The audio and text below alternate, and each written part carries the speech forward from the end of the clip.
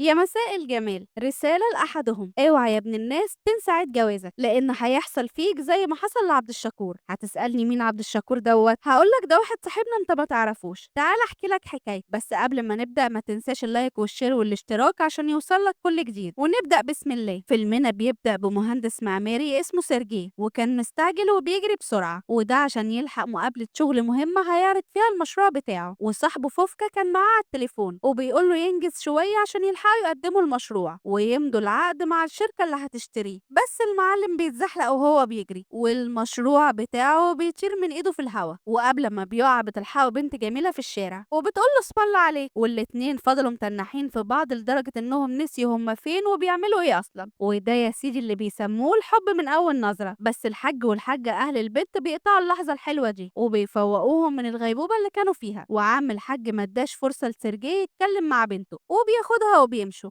بس السرجي كان خلاص وقع على شوشته في حبها وقال لها انه عايز يتجوزها. فالبنت قالت له انت شكلك كده مجنون يا ابني ورايحه منك. بس في نفس ذات اللحظه ضحكت له ضحكه خلت الواد متثبت في مكانه لحد ما الدنيا مطرت عليه. ساعتها صاحبه بيتصل بيه تاني وبيقول له المشروع الله يخرب بيتك. بس البنت كانت خلاص لحست له مخه، فقال له يا عم سيبني في حالي، ده انا واقع في مشروع تاني هيطلع من نافوخي. وبيطلب منه يدخل المقابله مكانه وبيجري ورا البنت واهلها وشافهم وهم داخلين لنادي مقفول من كل مكان ومحدش كان راضي يدخله. وطلعت يا سيدي البنت دي اسمها مارينا، وبنعرف انها محترفة في الرماية والنهارده عندها مسابقة لو كسبتها هتدخلها الأولمبياد. وصاحبنا طلع مجنون بجد وكان عايز يوصل لها بأي طريقة، وفضل يبص عليها من فتحة في الحيطة لحد ما شافها وراح جاب صندوق الزبالة وطلع عليه ونط من على السور. في الوقت ده مارينا كان فاضل لها ضربة واحدة بس وتكسب المسابقة، بس سيرجي بيظهر قدامها والسهم بيرشق في كتفه ومارينا يعني بتخسر وبتجري عليه بسرعة وبتقول الله يخرب بيتك، انت طلعت لي منين يا عم؟ انت عايش ولا مت ولا ايه ظروفك بالظبط؟ بس التاني ما كانش شاغله عمود النور اللي راشق في كتفه وقال لها حددي لي ميعاد مع باباكي عشان نتجوز في اسرع وقت. وبيغمى عليه والمسعفين بياخدوه على عربية الاسعاف، وبنعرف بعد كده بالفعل انهم اتجوزوا. وبعد 3 سنين مارينا كانت لابسة الحتة اللي على الحبل ومحضرة عشا رومانسي عشان يحتفلوا بعيد جوازهم. بس سيرجي كان غرقان لشوشته في الشغل عشان ينجح مشروعه اللي شغال عليه بقاله فترة طويلة ويبقى مهندس رئيسي في الشركة، وعشان كده كان طول اليوم في شغله واتأخر على مارينا، وده اللي خلاها اتعصبت ورمت التورته اللي عاملاها بايديها في الزبالة. وفين وفين لما سيرجي خلص شغله وجاب بوكيه ورد حلو كده وراح لها. بس اول لما وصل الشقة ولقاها رامية التورته في الزبالة وكمان شاربة الازازة كلها لوحدها وقافلة على نفسها الأوضة، فقال لك يا منجي نجي وجمد قلبه وحاول يعتذر لها عن التأخير وقال لها انه هيعوضها ويحتفلوا بعيد جوازهم بكرة مع أهلها، وكمان كان جايب لها خاتم ومروق الدنيا على الآخر. لكن مارينا قالت له مفيش منه الكلام ده ورمت له اللحاف في وشه وقالت له عقابا ليك هتنام على الكنبة النهارده. وتاني يوم مارينا بتقابل واحدة صاحبتها والست دي بتقول لها ان جوزها ما بقاش يحبها زي زمان وماسك تليفونه على طول حتى وهو في الحمام، ومش عارفة ليه حاسة كده ان الشيطان لعب في دماغه بنفك وبيفكر يخوني. مارينا سمعت الكلمتين دول وسرحت لان الكلام ده خلاها تشك هي كمان في جوزها. بعدها سيرجي نفذ وعده واحتفل بعيد جوازهم مع اهلها، وعمه الحاج باباها قام عشان يقول لهم قصيدة من تأليفه، بس بيجي تليفونه وبيقطع كلامه وسيرجي بيقوم يدخل الأوضة التانية عشان يرد. ومارينا بتتضايق وبتروح له وبتقول له هو مفيش دم يا ابني ولا ايه؟ سايب بابايا وبتتكلم في التليفون. ورجعوا تاني يكملوا القعدة ولسه الحاج احمد شوقي هيكمل الكلمتين تليفون سيرجي بيرن تاني، والمره دي دخل الاوضه وقفل على نفسه الباب. فبابا مارينا حس ان بقى شكله وحش فاخد مراته ومشي، ومارينا كانت في نص هدومها ولما دخلت لجوزها لقيته لسه بيتكلم فقررت تلم شنطتها وتحصل اهلها. وقتها سيرجي بيشوفها من الشباك وبينزل جري وراها وبيعتذر لها بدل المره مليون وبيطلب منها تقف وتسمعه، بس مفيش فايده. مارينا ركبت دماغها والاتوبيس فسيرجي طلع وراها وفضل يقول لها قدام الركاب انه بيحبها وما يقدرش يستغنى عنها. فالناس اللي في الاتوبيس قالوا له انه معطلهم وعايزين يمشوا، فالسرجي قال لهم والنبي يا اخوانا اللي عنده كلمه حلوه يقولها واللي ما عندوش يحط لسانه جوه بقه، انا مش نازل من غير مارينا. لكن صاحبتنا قالت له انها مش هترجع معاه تاني لانه مش مديها اهتمام ودايما بيفضل شغله عليها. فقال لها خلاص يا ستي اوعدك قدام عم عبده الحلاق اهو هناخد اجازه انا وانتي من شغلنا ونروح نغير جو كام يوم في اي جزيره، وكمان هقفل تليفوني خالص ومش هشغل دماغي بحاجه غيرك. والكل اللي في الأتوبيس قالوا لها ما تحبكيهاش بقى وتاخد جوزها وتنزل عشان عايزين يروحوا يناموا، وفعلا مارينا بتسمع كلامهم وبتوافق تروح معاه. وتاني يوم سيرجي بيروح شغله عشان ياخد أجازة، بس الرئيس بتاعه هدده إنه هيدي المشروع لحد تاني، فسيرجي بيلحق نفسه وبيقطع طلب الأجازة. ولما بيرجع البيت بيلاقي مارينا ماسكة السكينة وبتقطع لحمة، فخاف لو قال لها إنه كنسل الرحلة تعمل فخده شاورما سوري. لكن المفاجأة لما قالت له إنها ما عرفتش تاخد أجازة، وده عشان ما فيش حد ينزل مكانها. وطبعا صاحبنا ما بيصدق وبتجيله على الطبطاب وبيقول لها يا عيني إنه اتخلى عن المشروع بتاعه عشان يطلع يفسحها، وكان متأثر خالص. ولما مارينا دخلت أوضتها كان طاير من الفرحة، لكن يا فرحة ما تمت لأنه بيلاقي مارينا طالعة من الأوضة وبتقوله إنها قدمت استقالتها والبس يا عم سيرجي عشان خارجين. فبيكلم صاحبه وبيطلب منه يداري عليه في الشغل ويعرف مديرهم إنه بيروح المكتب كل يوم عادي عشان المشروع ما يطيرش من إيده. ومارينا كانت بتحضر الشنط والفرحة مش سايعاها. ولما ركب الطيارة مارينا بتشوف برنامج وثائقي عن جزيرة فيها قبيلة برية، الستات فيها لما بيعرفوا إن جوازهم بتخونهم بيموتوهم وبيتعشوا بيهم. والله لو يطبقوا الفكرة دي عندنا في مصر اللحمة هترخص خالص. المهم الاتنين لما وصلوا الفندق كانوا مبسوطين جدا. في الوقت ده فوفكا صاحبه كان حاطط جاكيت البدلة على الكرسي وفاتح اللاب وحاطط قدامه كوباية قهوة على أساس يعني إن سيرجي موجود عادي في مكتبه. بس المدير بيفاجئه وبيقول له يعرف صاحبه إن في اجتماع ضروري ولازم يحضره. ولما اتصل على سيرجي ما ردش عليه، وأول ما طلع الأوضة مارينا قالت له إنها هتدخل الحمام، فبيستغل الفرصة وبيتصل على فوفكا بسرعة. والتاني بيقول له إن في اجتماع مهم وهيحضروه رؤساء شركة كبيرة والمفروض إنه هيعرض المشروع بتاعه. فصاحبنا شغل دماغه ونزل المطعم بسرعة وفتح اللابتوب، وكمان أخد بدلة من العامل اللي شغال في المطعم عشان يحضر بيها الاجتماع أونلاين. لكن وهو بيعرض المشروع بتاعه بيجي العامل ويفتح الشباك وكان في فيل بيتمشى وراه، وسيرجي كان هيتفضح بس لحق نفسه على آخر لحظة وبيقول إن الشباك اللي وراه ده 3D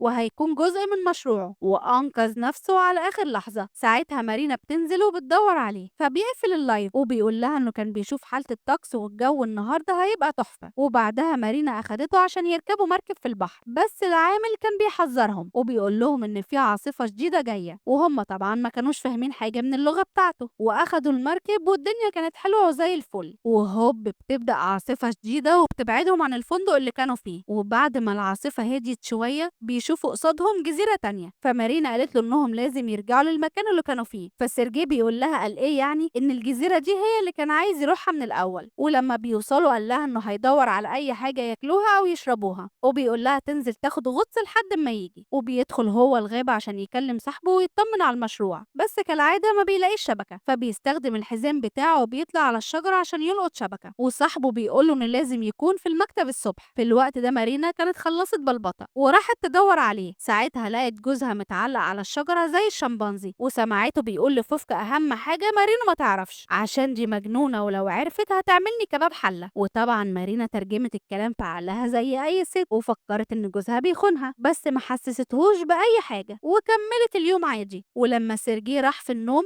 مسكت تليفونه وبتلاقيه عامل له باسورد، فشكها بيزيد أكتر. ولما سيرجي بيصحى من النوم ما بيلاقيش المركب ولا بيلاقي تليفونه، وكان هيتجنن وفضل يدور عليهم في المية. ومارينا بتروح له كانت معلقة المفتاح بتاع المركب في رقبتها وبتقول له يا رب تكون مبسوط معانا في الجزيرة، هو ده بقى المكان السياحي ال5 نجوم ده ما فيهوش صريخ من يومين. ودخلت الغابة عشان تدور على أي حاجة ياكلوها. ولما سيرجي بيراقبها بيقدر يوصل للمكان اللي كانت مخبية فيه المركب، وبالليل بيقعدوا مع بعض ويطلعوا الحاجات اللي كانت معاهم في الشنطة. ومارينا بتقوله إنها شافت فيلم وثائقي عن الجزيرة اللي هم فيها، وعرفت إن الست لو حست إن جوزها بيلعب بديله بتقطعه بانيه وتعمل جنبه مكرونة. فسيرجي بيبلع ريقه كده وبيقول الولية دي اتجننت ولا إيه. وبعدها بيناموا. ولما مارينا صحيت ما لقتش المفتاح ولقت نفسها مربوطة، والسيرجي بيقول لها إنه لازم يحضر الاجتماع ده النهارده لأن المشروع بتاعه هيضيع منه. وبيركب المركب وبيطير بيه. فمارينا بكل برود راحت واخدة السكينة وعلبة الكبريت وداخلة الغابة، وطلعت يا سيدي رابطة المركب في صخرة وعاملة لجوزها فخ. وفجأة المركب بيتقلب بيه وكل اللي فات حمادة واللي جاي حمادة تاني خالص، لأن مارينا قطعت فروع الشجر وعملت بيه كوس وحلفت بالطلاق لو شافت جوزها لا تصطاده زي العصفورة، ودي بطلة رماية أصلا. وقتها جوزها فضل يدور عليها لحد ما دخل كهف غريب جدا وبيلاقي فتحة كبيرة في الحيطة، ولما بيبص منها بتطلع إيه عين من عيون جمجمة كبيرة جدا فوق الجبل. وشاف جثث لناس كتير متحنطة وعرف إنهم كانوا سياح في نفس الفندق اللي كان فيه، فطلع يجري بسرعة من المكان المكان ده وفضل يدور على مراته. واول ما شافها قال لها يلا نمشي بسرعه من المكان ده، في ناس هنا بتاكل السياح، لكن بتظرفه سهم بيعدي من جنب ودنه. والراجل يعني امه اتصدم وما كانش فاهم هي بتهزر ولا ده جد وجداني، وما لحقش يتكلم راحت مناوله سهم تاني فبيجري منها لحد ما وقع ولحق نفسه قبل ما السهم يرشق في نافوخه وبيهرب منها في الغابه. وتاني يوم الصبح صاحبنا كان هيموت من الجوع وما كانش فيه قدامه غير التوت البري ده، وفضل ياكل فيه لحد ما بيسمع صوت صاحبه وكمان بيلاقيه قدامه وما كانش مصدق نفسه، وقال له ان مارينا المجنونه حالفه لا تقتله. فالتاني قال له سيبك منها وتعالى نطلع من هنا، واخدوا ونزلوا البحر وطلعوا المركب الغرقانه وكانوا بيحاولوا يصلحوها. وقتها سيرجي بيقول له انه مش هيسيب الجزيره من غير مارينا، فلقى مراته واقفه قدامه ورمت سهم على المركب، وفجاه فوفكا بيختفي وطلع ان سيرجي بيهلوس بسبب التوت البري، ومارينا بنت المجنونه بتكمل على المركب وبتولع فيه. فسيرجي بيهرب تاني وبيرجع الغابه. في الوقت ده كان في اتنين من القبيله البريه واقفين بقوارب في النهر، وسيرجي انتهز فرصه انهم مشغولين وسرق منهم قارب صغير وخباه في الغابه وبيرجع تاني يدور على مراته. في الوقت ده مارينا كانت شايفه مصيده القبيله البريه عاملينها، فسيرجي اتسحب من وراها وهو ماسك شومه في ايده وبيديها واحده على نافوخها ولسه هيقرب منها اتعلق في المصيده. ولما مارينا فاقت ولقيته متشعلق من رجله كده زي زباط الموز، ساعتها سمعت صوت سكان القبيله جايين عليهم، فقالت لجوزها وحياة امك ما انا فكاك، وسابته وخلعت. بس الناس شافوها وجري وراها لحد ما وصلت للقريه بتاعتهم واستخبت في خيمه، والرجاله كانوا بيدوروا عليها. وبعدها بنشوف انثى العنكبوت دي وهي بتشتكي ان جوزها مش معبرها وانها ما بقتش بتشوفه ولا بتقعد معاه. ما عنده حق والله. وشويه وجوزها دخل عليها فقامت تستقبله، بس قال لها وده وقته يا وليه، ما شفتيش بنت حلوه بيضه بتجري من هنا؟ وقتها الست شافت مارينا في الخيمه لكن ما قالتش لجوزها عشان تنكد عليه زي ما هو منكد عليها عاشتها، وكمان ساعدت مارينا تهرب. وفضلت صاحبتنا تجري وتتسحب عشان محدش يشوفها. وفجأة سيرجي بيشدها وبيدخلها جوه الكهف اياه، وفضل يحلف لها بالميتين والعايشين انه ما بيخونهاش وان لازم يهربوا مع بعض. بس مارينا قالت له انت غشاش وانا مش واثقه فيك، وفضلت تديله تحت الحزام وفوق الحزام وما خلتلوش. وطبعا سيرجي كان بيدافع عن نفسه، وفضلوا على الحال ده حبه حلوين لحد ما سيرجي بيقع وبيغمى عليه. ومارينا لما بتشوفه واقع على الارض بتفوقه وبتحاول تصحيه وهي بتعيط لحد ما فاق. وبعدها طلعوا مع بعض عشان يهربوا، وفي الطريق سيرجي بيقول لها انهم مش هينفعوا يكملوا مع بعض ولازم يتطلقوا. ومارينا بتتصدم من كلامه بس كرامتها بتنقح عليها وبتقف وبتقول له انا لو ما كنتش شفتك كان زماني دلوقتي بطلة في الاولمبياد. وهو بيقول لها انه لو ما كانش قابلها كان زمانه دلوقتي مهندس كبير. وفجأة الاتنين بيقعوا على الارض، وده لان القبيلة البرية ضربتهم بسهم مخدر واخدوهم عشان يعملوا عليهم ملوخية باين، وبيشربوا سيرجي حاجة غريبة كده وبيحطوه في القارب وبينزلوه في النهر. ومارينا جابوا لها نقاش ودهن وشها ميتاليك ابيض وعلقوها، وكانوا بيعملوا حواليها طقوس قبل ما يولعوا فيها. في نفس الوقت سيرجي بيفوق وبيعرف انه داخل على شلال، فبيمسك في حبل وفضل يتسلق لحد ما طلع فوق وبيروح عشان ينقذ مراته ما هي لسه على ذمته. فراح لقى القبيله مشغلين اغنيه كبده بتاعت عفروتو وعمالين يتنططوا، وفضل يرقص ويتنطط زيهم وكانه واحد منهم لحد ما وصل لمارينا واداها سكينه وقال لها انه بيحبها وما يقدرش يعيش من غيرها. بس مارينا يا عيني كانت في عالم تاني من الصدمه وما كانتش قادره تنطق لحد ما الكبير بتاعهم شافه. فسيرجي بياخد رمحه وبيهددوا بيه وقال لمارينا تفك نفسها بسرعه، بس القبيله كلها اتلموا عليه. فصاحبنا رفع حبيتين شجاعه ودور فيهم الضرب وراح شال الخشبه اللي مراته متعلقه عليها ونط بيها في الميه. وقتها مارينا بتقول له انها مش عايزه تتطلق بس يوعدها انه يهتم بيها شويه وما تبقاش حياته كلها شغل وبس. وبعدها سيرجي فكها وجاب القارب اللي كان مخبيه في الغابه عشان يركبوه ويهربوا، لكن ساعتها بيجي واحد من القبيله وهجم عليهم. فسيرجي زق مراته وبيطلع يضرب الراجل لحد ما عدمه العافيه. فبتيجي انثى العنكبوت اللي هربت مارينا وطلعت سابتها تهرب مقابل الخاتم بتاعها، وكانت عايزه تاخد جثه جوزها. فمارينا بتعمل معاها صفقه تانية وبتاخد الخاتم مقابل الجثه، والوليه سحبت الراجل عشان تلحق تعشي بيه العيال. وبعد كام يوم بيرجعوا اخيرا لبلدهم، واهل مارينا استقبلوهم في المطار. وكمان فوفكا قال لصاحبه انه حل المشكله مع مديره والشركه هتفتح مقر جديد، والمدير عايز سيرجي يكون مدير الشركه دي. بس صاحبنا لما بيشوف مارينا وهي ماشيه زعلانه فبيجري عليها وقال لها انه موافقش على الوظيفه دي وانه هيقضي اللي باقي من عمره معاها. ابقي ورينا بقى يا مارينا هتاكلوا منين بعد ما الراجل ساب شغله عشانك. وكده يخلص فيلمنا. ما تنساش اللايك والشير والاشتراك عشان يوصلك كل جديد.